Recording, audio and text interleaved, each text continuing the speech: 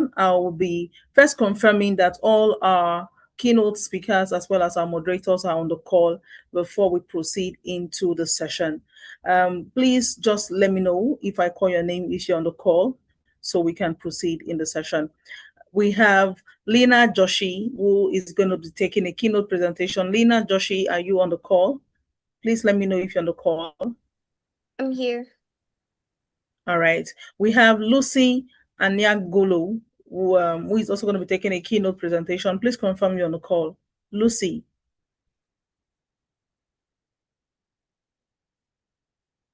We have Dr. Jasbia Shiri. Please confirm you're on the call, a keynote speaker as well. Dr. Jasbia, please confirm you're on the call. Yes, I'm here. Okay, all right, good to have you. We also have Luca from Michaela. Please confirm you're on the call.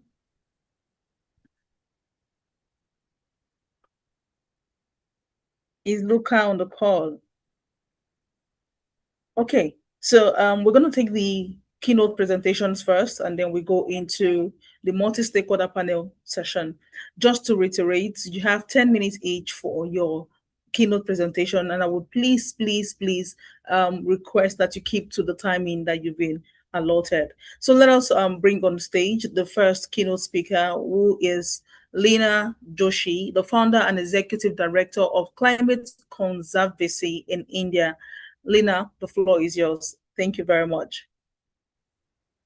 Thank you. Hello, everyone. It's a pleasure to be with you at this forum and to be part of a conversation that sits at the intersection of two forces that will define the century: education and climate action. So I'll begin with a story. I grew up in New Delhi, a city where the atmosphere can become so dense with pollution that the simple act of breathing acquires a different meaning. So when I was 9 years old, I traveled to Zurich. I remember looking at the sky. It was clear. I could see the clouds, I could see the landscape with an extraordinary clarity. Most importantly, I could breathe easily. For a child, that experience produced a very simple question: why should clean air depend on where you're born? Years later, I came to understand that this was never simply a question about air pollution. It was a question about equity. It was a question about geography, infrastructure, public policy, education, opportunity, and the distribution of environmental risk.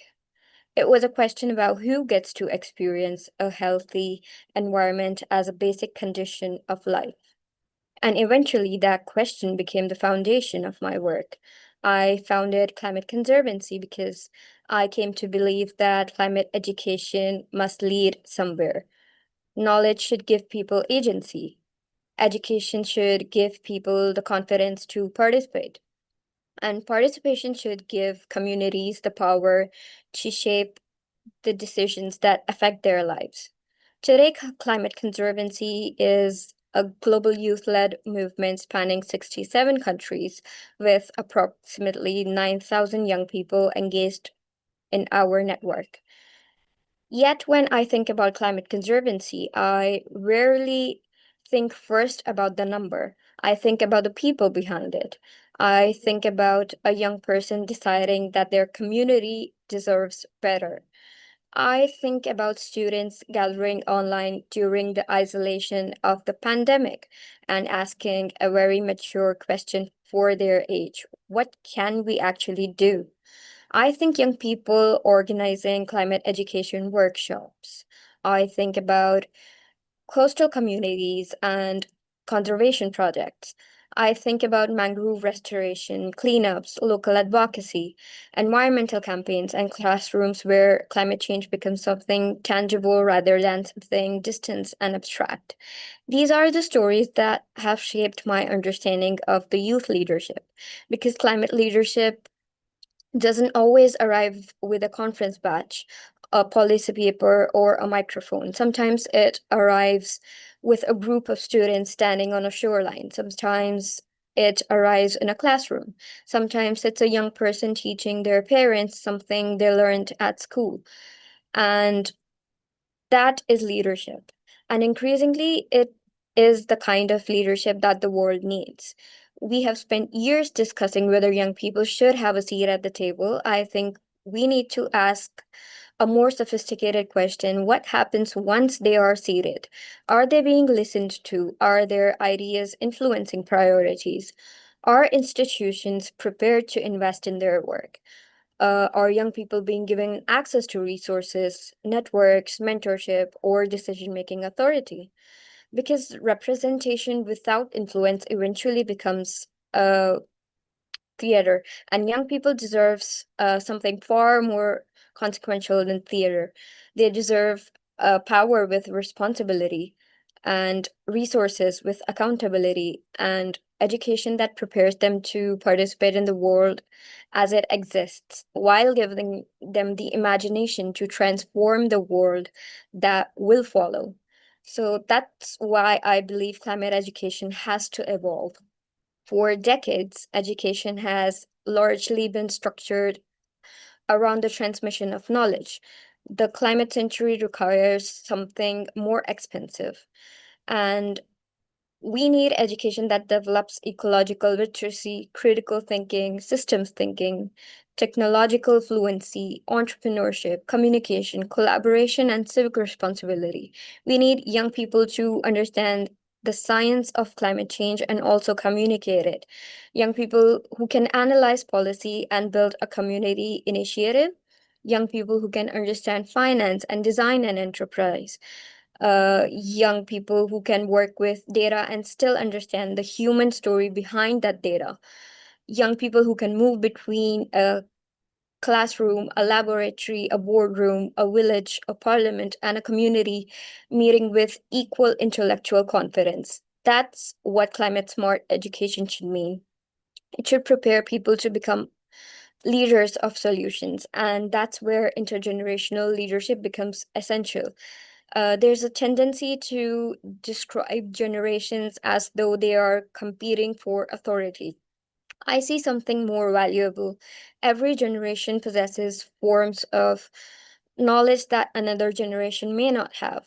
Older generations carry institutional memory, professional experience, historical perspective, and relationships that have taken decades to build. Meanwhile, young people bring different forms of cultural fluency, like technological understanding, lived experience, and a willing to question assumptions that have become embedded in institutions. So when those forms of knowledge meet with respect, something extraordinary happens.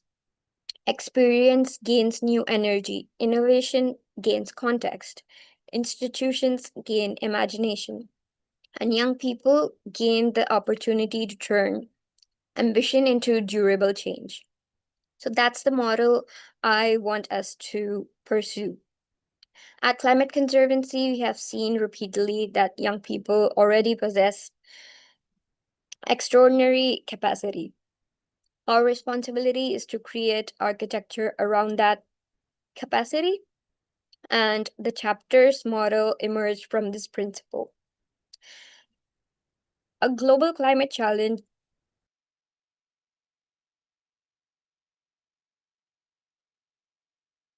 looks very different in different communities. A young person living near a vulnerable coastline may understand ocean degradation through direct experience. So finally, a question that we can ask is,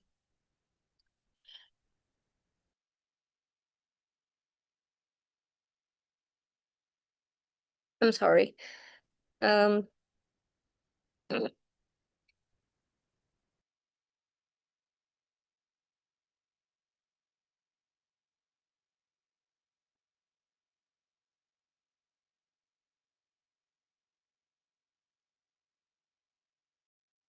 so I'll end with, Can you hear me now? I'm sorry, I have a sore throat. Sorry for the delay.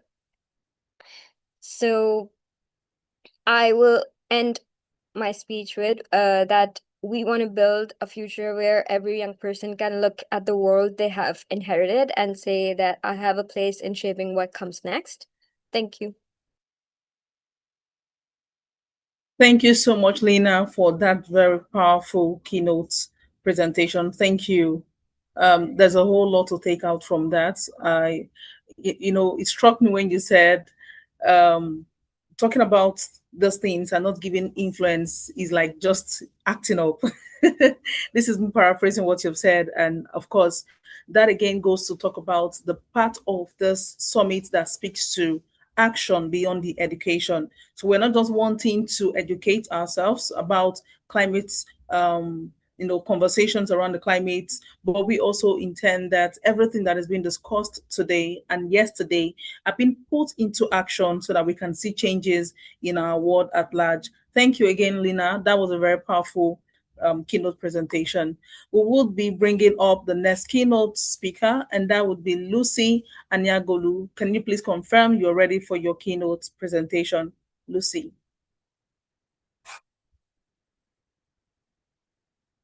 Lucy, can you please confirm you're ready for your presentation? All right. While we wait for Lucy, I would like to bring up Dr. Jazz Bia to go on with her keynote presentation. I can see she's already on the call. So please, the floor is yours. You have 10 minutes for your presentation, and we do hope you keep to that 10 minutes. Thank you. Hi, thank you so much, Magdalene, for inviting me, and thanks to May Foundation. It's so good to be here with you guys after 2 or 3 years. So, from me, good evening to everybody, to my fellow leaders and all the participants. Actually, it's a midnight here in China, so I'm a little bit sleepy, so forgive me for that. So, I'm going to talk about the bridging generations, youth leadership in climate action and environmental sustainability.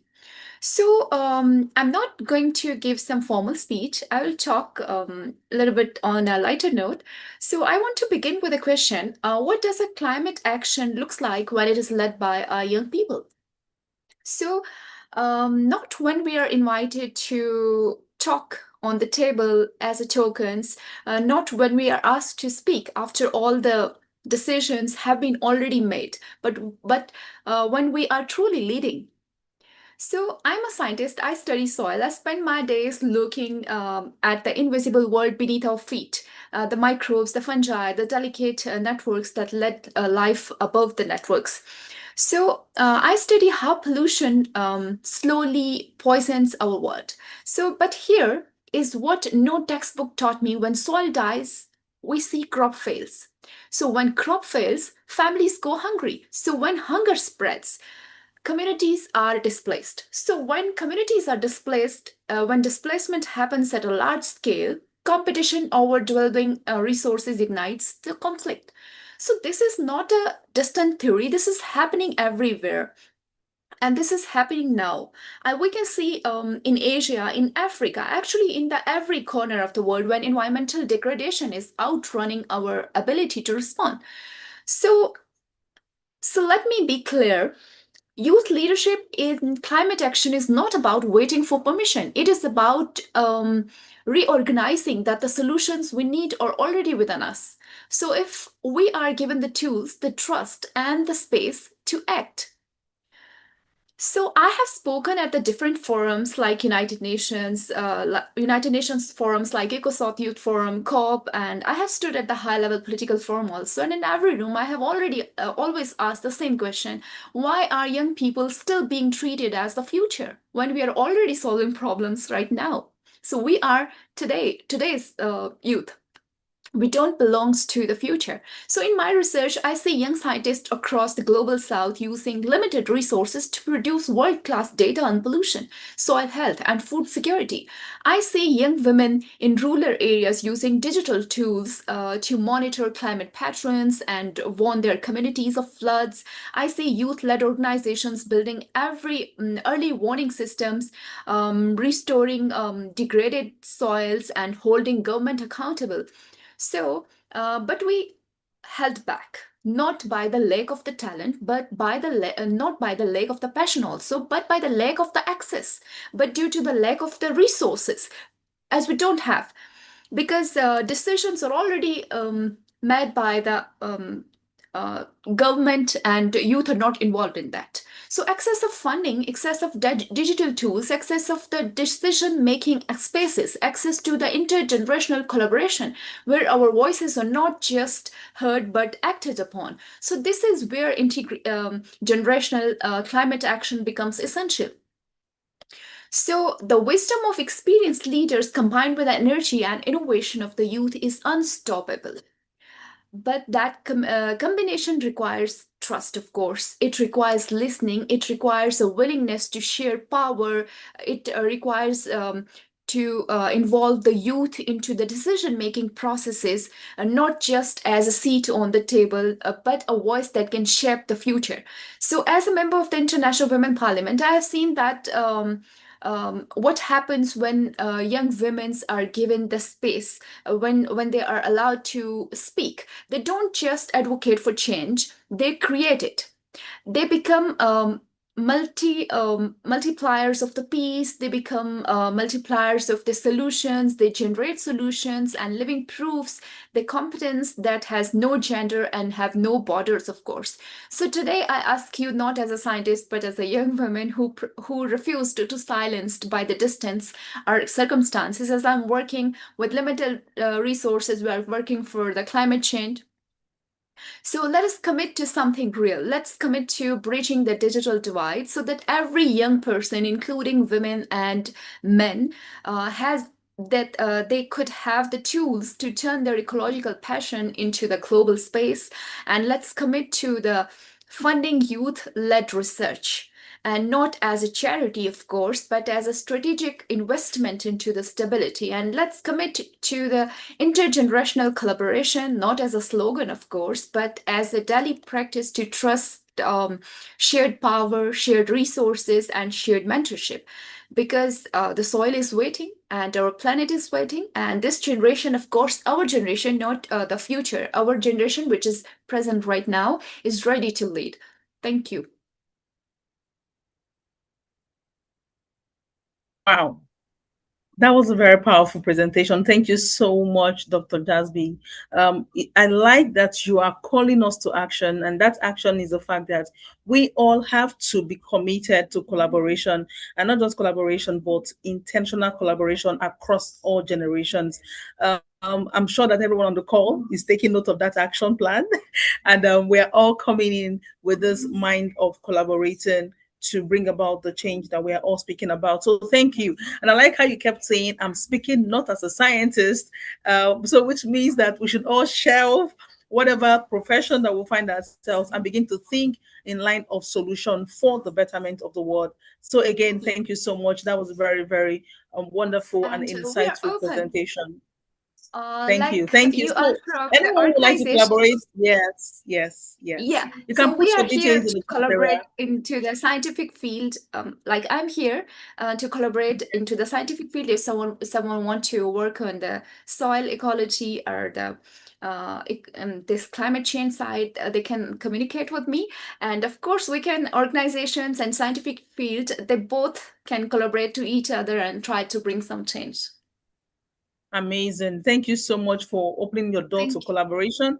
Anyone who would like to collaborate with Dr. Jasby should please reach out to her. You can put your details for us to reach out to, Sure, maybe your sure. email or the handle to your page, just in case anyone would like to reach out Okay. to you via social media. Thank you once again for that. Thank you. Thank you. We are going to be moving very quickly to the panel session. And for the panel session for this topic that we are having today, here at the section 7 of this event, we are having, I'm going to be reading out the names of the panelists, and please confirm, just like the keynote speakers, please confirm you're on the call so I know the people that I would be interfacing with here in the panel session. Again, let me apologize. In case I do not call your name properly, please know that it is not me trying to malign you. But of course, this is a global event, which means that we have people from all over and we all do not exactly speak the same language, even if we speak the same language of change and the same language of a better world. But in terms of names, we do not speak the same language. So please pardon me. The first panelist I have here is Abimayu Kumar Kumar Sharma, a youth representative from India. Please confirm if you're on the call. Kumar Sharma, can you confirm if you're on the call? I have Muhammad Farouk, the founder of Neurosoul from Pakistan. Can you confirm if you're on the call?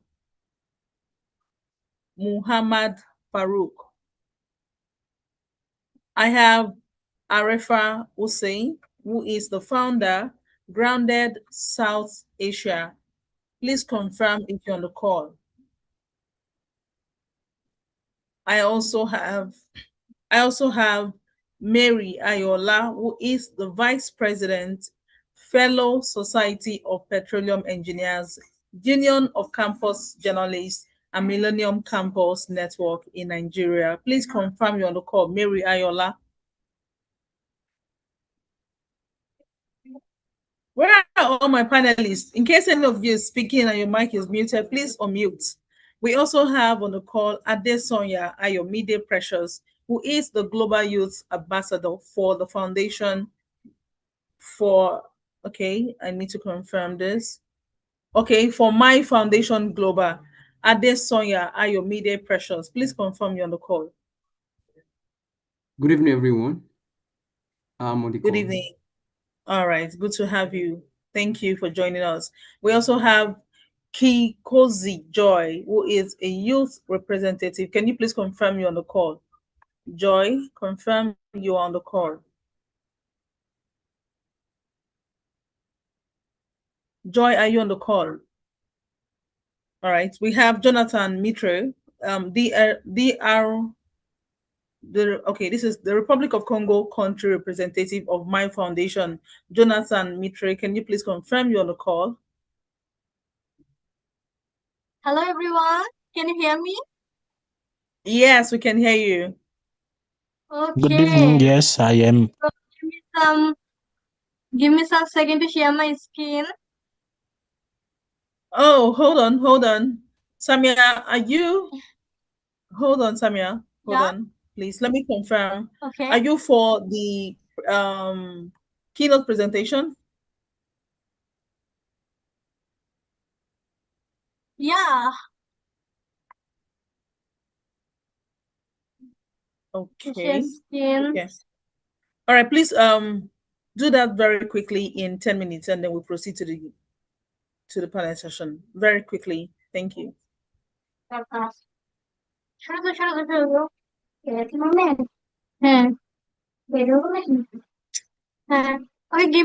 give me some time, okay? Can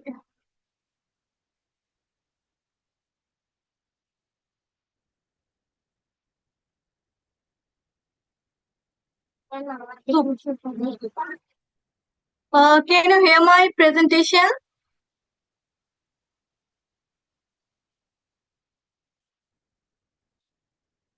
Hello?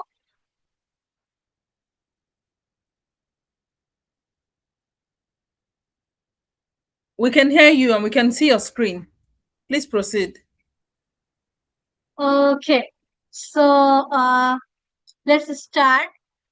Thank you very much for having me this great opportunity, and pleasure to join you. Okay. Okay, so thank you very much for having me. It's a pleasure to be part of this important conversation on youth leadership and international climate actions. Today, I'd like to focus on one simple question: that are young people truly being empowered to lead, or are we still mostly asking them to participate? So for me, meaningful youth leadership means moving beyond being consultated to becoming co-designer, implementers, and decision makers. And I would like to share 5 ideas on what that can look like in practice. So Can you see my presentation? Yes, Hello? please. Yes, we can see your presentation. Okay. So, okay. First, we need to rethink how we define youth leadership.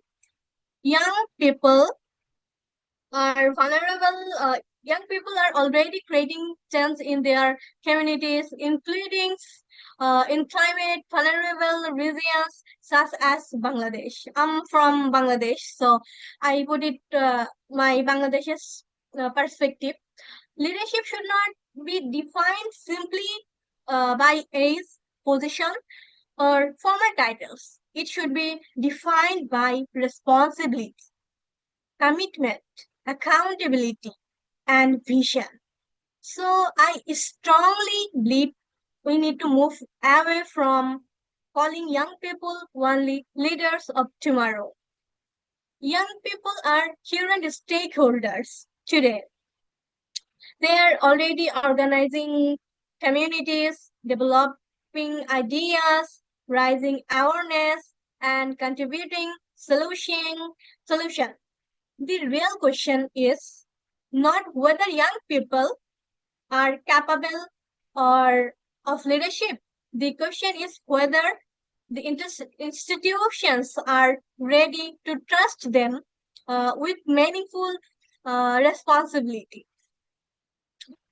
If young people are trusted enough to inherit the consequences of today's decision, they should also be trusted enough to help make those decisions.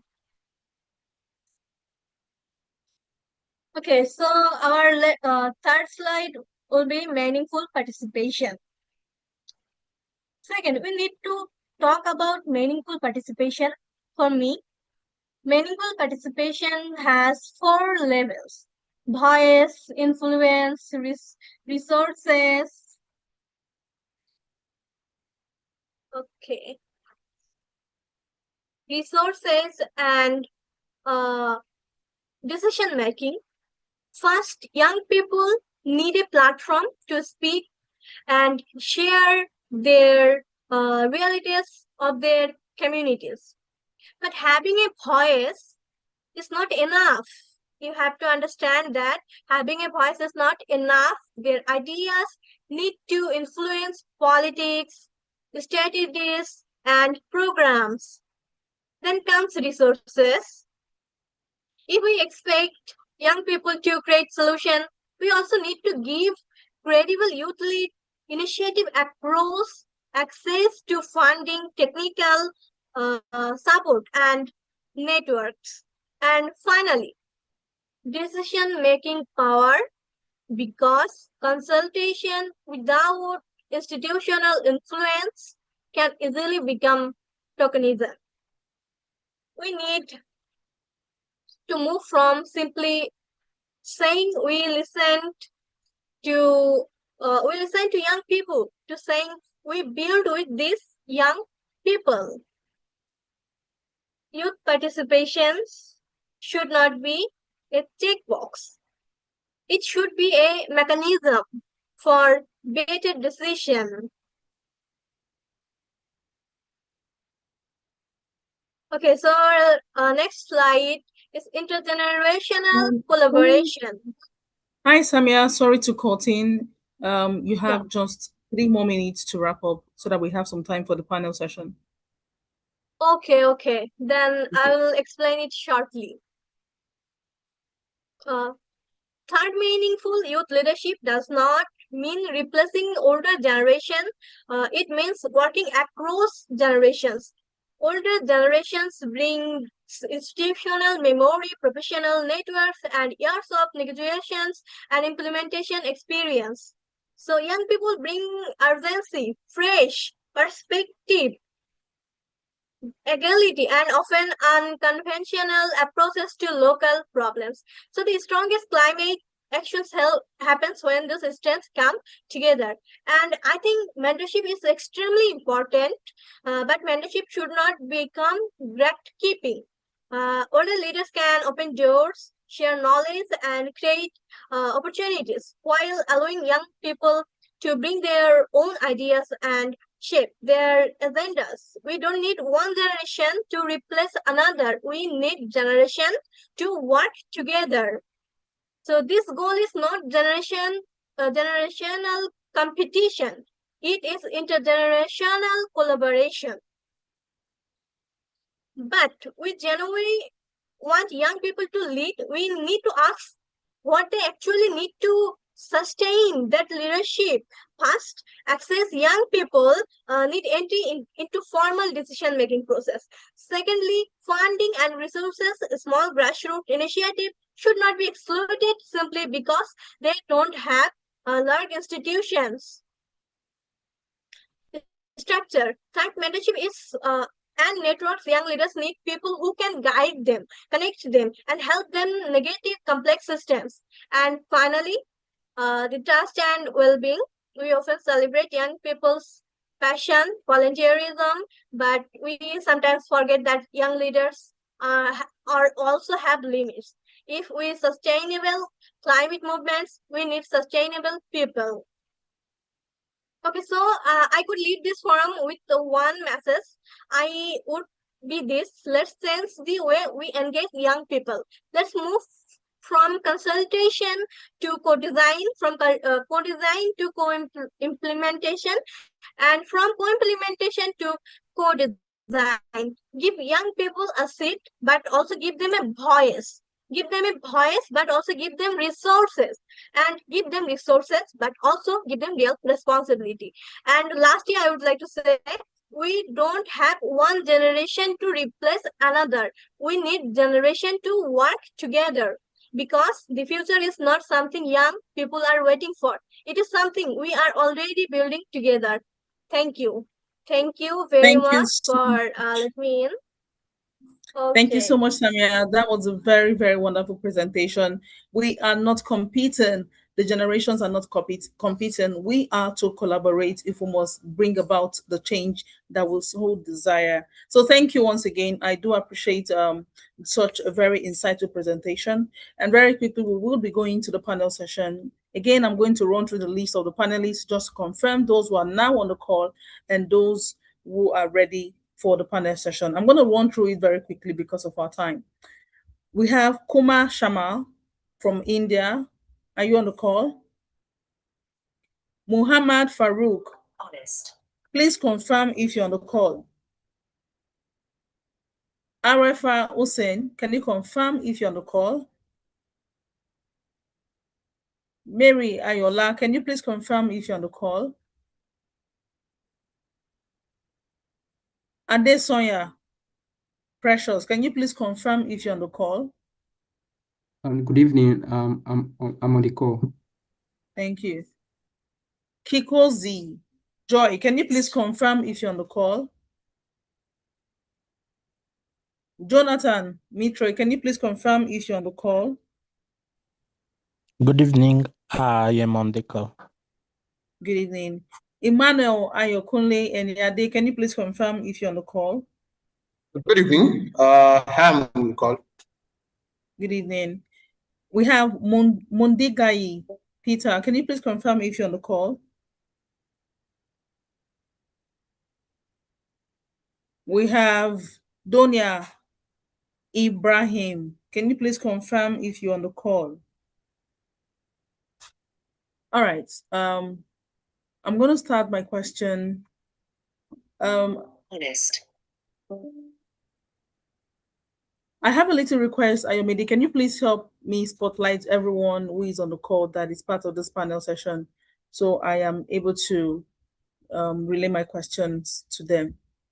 The first question that I have, we have one of the panel, the keynote speakers, who had talked about the fact that when we say the youth are the leaders of tomorrow, that is no more the case.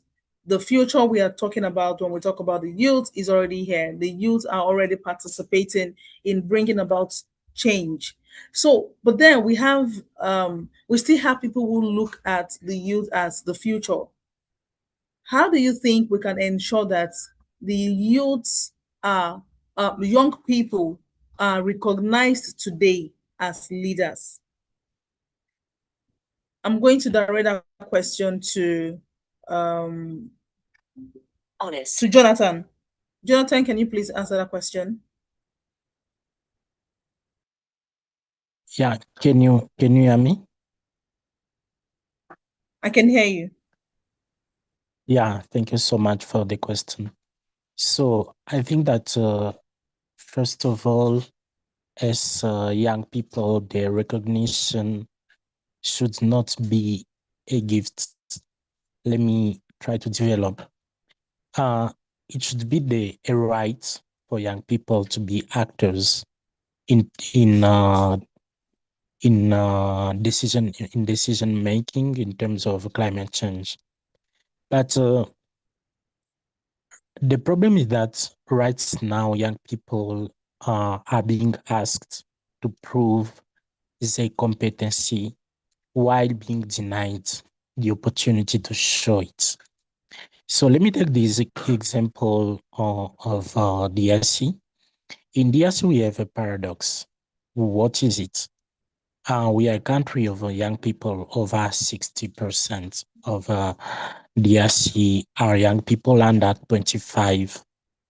Yet the climate policies in DRC, the negotiations and decision-making spaces, all those things or those aspects remain dominated by older generations. So this is not because young people have no ideas. It's not a matter of lacking ideas. It's because they lack access to training, for example, access to diplomatic protocols, access to the rooms where decisions are made.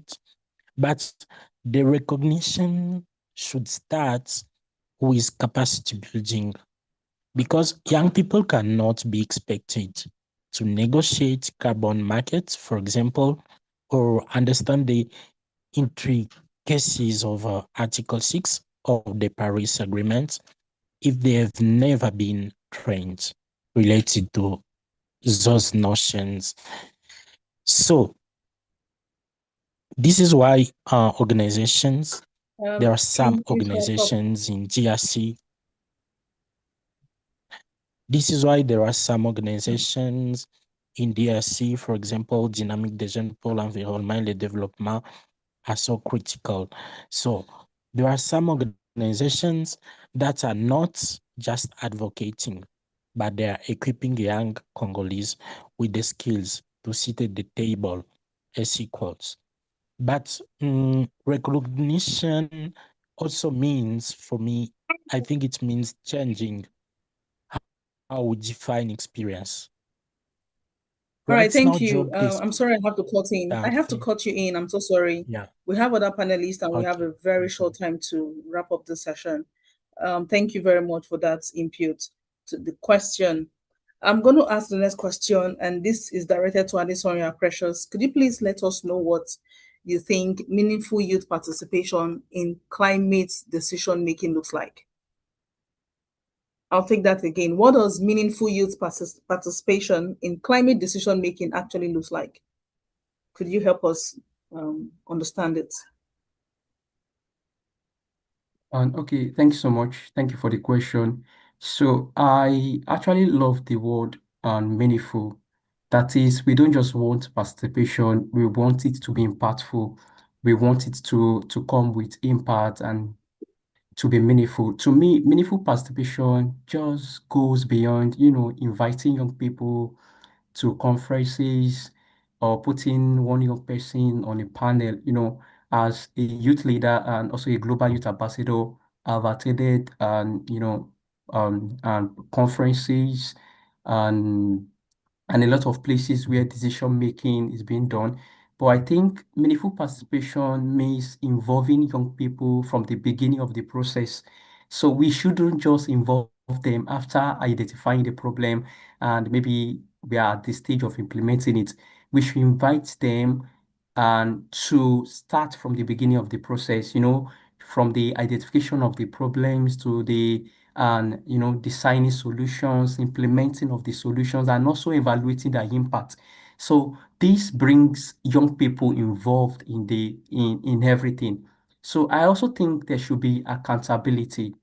A lot of time as young persons, we do contribute our ideas, we do contribute our practical solutions to problems in our communities, but there is little or no feedback concerning the ideas being contributed. So I think they should be able to see what happened to their recommendation afterward, after contributing their ideas, after contributing their suggestion. So participation should not just end when the consultation ends. To us as young persons, to young people, a seat at the table is very valuable. But when our contribution, when ideas influence what happens at the table, it becomes more important. Thank you so much. Thank you so much, Precious, for that insight. Thank you. I do appreciate that you highlighted the importance of young people being carried along from the beginning and not mid conversation. Thank you. I'll be asking the next question, and the next question says that how do we think that young people can move from being consulted to having genuine decision-making power? That's also an extension of what you have just talked about, Precious. And I would like for Mary to answer that question. Mary, are you on the call? If Mary is not on the call, Emmanuel, Ayokunle, are you on the call? I would like you to take that Okay, question if you're on the call. good evening. Good Good evening. day to every one of us and wherever the part of the world we are hearing me for. Yeah, the question said, how can young people move from being consulted into having decision making? Am I right? Yes, please. Yeah, so also to add to what the earlier speaker said, it's just not just for you to just be, we need accountability for whatever decision we've contributed into this climate action. Youth representation is needed in climate policy committee, which will be seated in relevant government advisory committee or structures that has to do with climate activities or climate action. Youth we should also lead climate projects, obviously like what we are doing now, and it's also a boost to us because I'm sure a large number of us that speak on this or participants in this conference, in this meeting, we are youth, and for us, we just need to just throw ourselves out there. We need to sell ourselves. We need to market ourselves. You should be involved in environmental planning. We should also be involved in monitoring and evaluation of every climate activities. We should be involved. We should not just sit by the side. We should be in active participation. So with that, the world can know what we are capable of and what we tend to do, because the opportunity, we need to go and get the opportunity. People will not just sit down there and say, oh, I remember one you somewhere. It's based on our record, based on our activities, based on events, based on things we've thrown out to the public, and people see what we are capable of, and that's when they can entrust us in making decisions. Thank you. All right, thank you so much. Thank you for also helping to manage the time, because we have just 2 to 3 more minutes to wrap up, and already we are shooting past the time we have been allotted. But then I want us in 3 minutes to do this very quickly. As much as I have other questions, I would just want us to summarize to this question, and each of the panelists is going to share their thoughts on this question. The question is, what would you tell a young person who believes that their action cannot make a difference?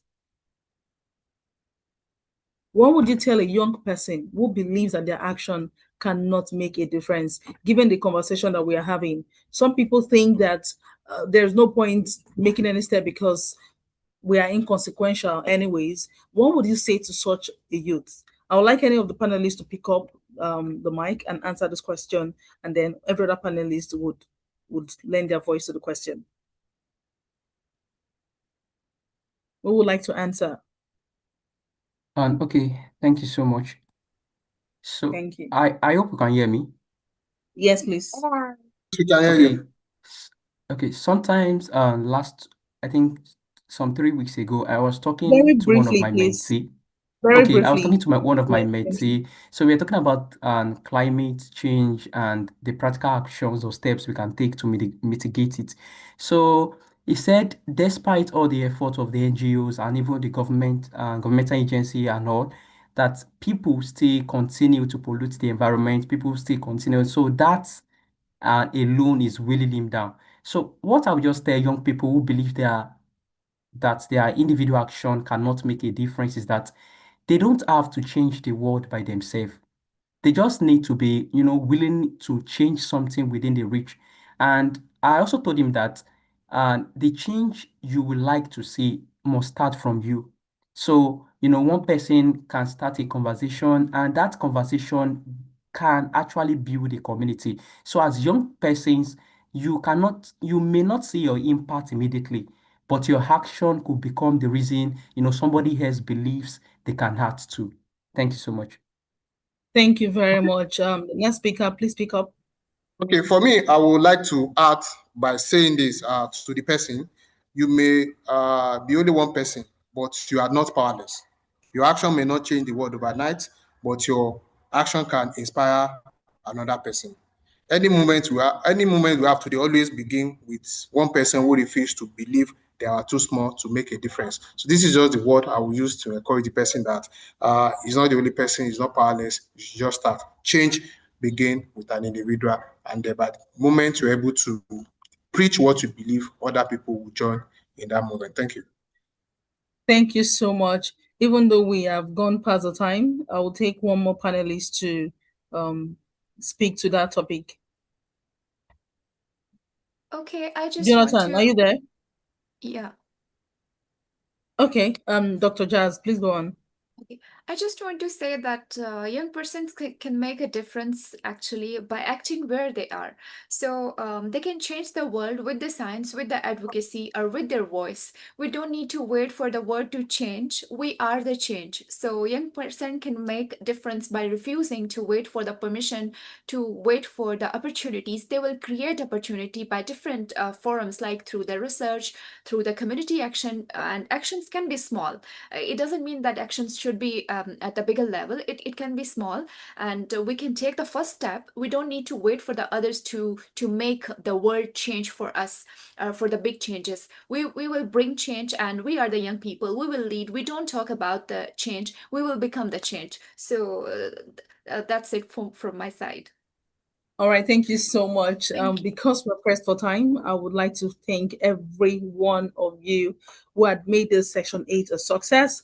All our keynote speakers, thank you so much for those powerful, powerful presentations. And not